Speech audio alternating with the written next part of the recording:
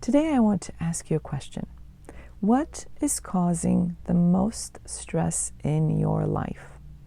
And the follow-up question to that, once you identify what it is that's causing the most stress in your life, and it could be one or more things, of course, the follow-up question is this something that is within your control or within your influence, or is this something that is completely out of your hands, out of your control? The reason why I want you to think about what the answer is to this question is because it comes down to identifying the root causes for whatever is ailing us. And this is no different with stress than it is with any other area in life.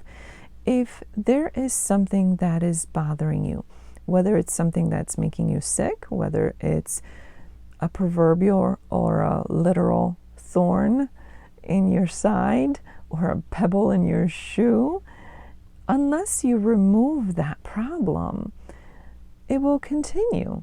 So oftentimes what we find ourselves doing, and this is for many reasons, oftentimes we do some kind of quick fix. We administer a quick fix, something to get rid of the symptom, if you will, something to cover up the symptom, or kind of a band-aid on a big gaping wound, but we never really address the root of the problem. We never really address the cause of the issue.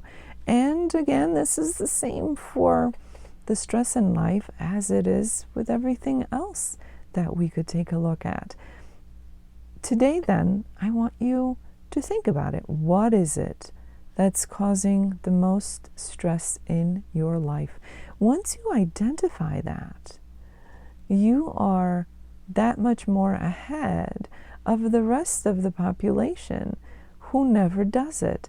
And why, one might ask, would we not just automatically identify roots or causes of our stresses? It could be for many reasons. It could be something as simple that you never thought of it, or nobody ever taught you to do that, or you simply don't take the time to do it because you're always busy and you're always rushing. And that is a reality for many people. So today, I want you to think about this. Take the time while you're reflecting on life. Hopefully, when you get some new piece of information, such as when you watch a YouTube video, it gets you to think about whatever the topic is. So today, think about what is it that's causing you the most stress? And then the follow-up question. Once you identify the root of that problem, once you identify that stressor, is this something that is within your control or even within your influence? Or is this something that is completely out of your control? If it is something that's completely out of your control, then you have to approach it differently.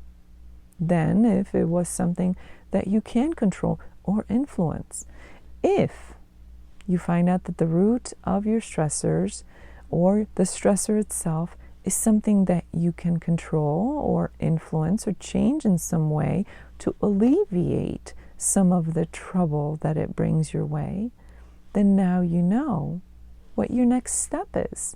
You have to figure out the best way to address it and then follow through with it.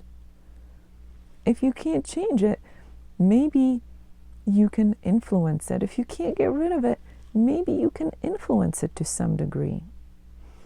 But as is the case with many things in life, sometimes you just can't change it. You can't get rid of it. You can't influence it. So what do you do when the cause of stress in your life is just that, out of your control? Do you just lay down and take it? Are you then automatically defeated? Absolutely not. Because you always, always, always have the power of self-control in the form of perception, in the form of how you respond to things.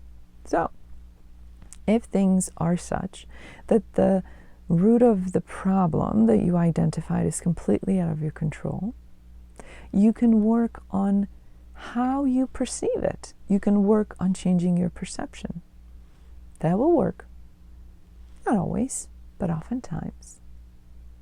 Alternatively, you can work on your reaction to it.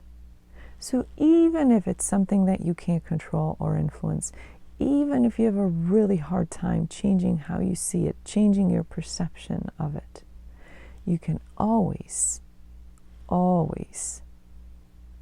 adjust how you respond to it. And I'm very careful in saying respond and not react, because reactions are not really filled with your power.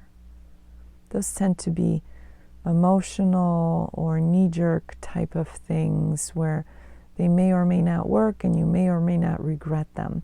Whereas a response is something that is thought out, something that is probably planned, something that you will probably stand by regardless of what it gets in the end. So, I want you to think about what is causing the most stress in your life and what can you do about it? Because there's always something you can do, whether that's indirect or direct. You may be able to change it, you may be able to remove it, you may be able to influence it. If not, you can change your perception and your behavior, your response to it. So I want you to feel empowered by knowing that. Think about how empowering this information is. All you have to do is apply it in your life. How often do you stop and think, what is the true cause of my stress? Not just pointing fingers and blaming, but really thinking, what is the true cause? And is this something that's within my control or at least within my influence? And if not, how can I change my side of things, be it my perception and or my responses to it, my behaviors, in order to make it less stressful for me? So friends, the takeaway is that you do have power. You do have abilities to do something.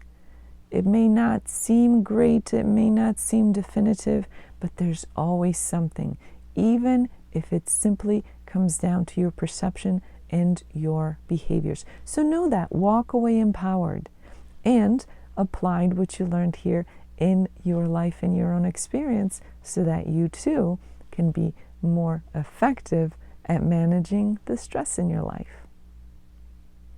If you'd like to learn more about a comprehensive approach to stress management, check out the link below.